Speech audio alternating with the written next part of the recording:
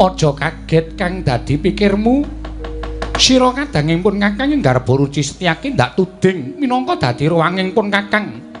Bakal angkatingipun Kakang ana ing praja Ngastina minangka dadi duta pengawakaning para Pandhawa. Ingkang pungkasan Kinarya Pratandha bakal lumadining perang gedhe Bratayuda Jaya Binangun.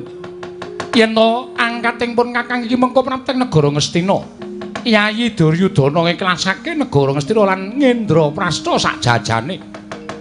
Ateges Bratayuda ora kelakon nanging Setyaki.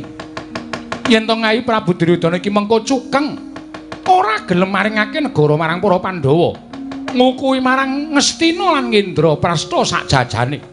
Ora bakal bisa dibusek meneh. Bakal pecah perang donya ingkang kaping 4 ingkang winastan Bratayuda Jaya Binangun. Nuwun sewu. Wonten dawuhipun Kanjeng Koko Prabu ingkang damel kaget raosing manah kula. Perkara apa? Paduka paring dawuh perang donya ingkang angka sekawan Bratayuda Jaya Binangun.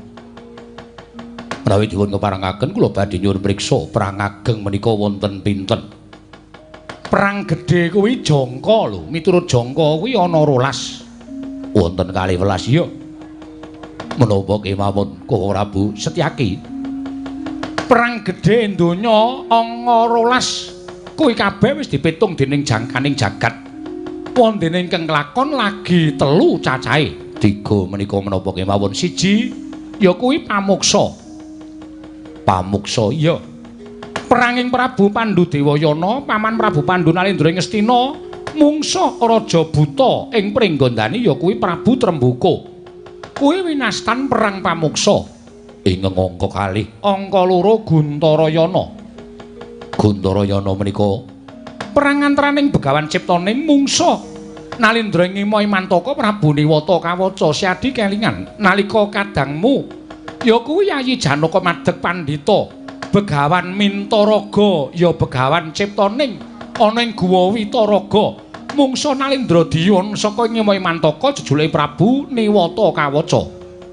Menika ugi winastan perang ageng kuwi pancen wis kinodrat sinebut perang gedhe. Ing angka 3. Ing angka 3 kowe biyen melu. Menapa kula nderek? Lho kowe melu. Menapa Koko Prabu? Winastan Gojali Suta. Gojali Suta. Gojali kuwi bapak, Suta kuwi anak.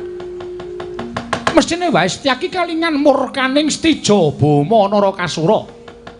Nalika semono mateni kelawan kadange Taruna ya kuwi anakku samba disebit-sebit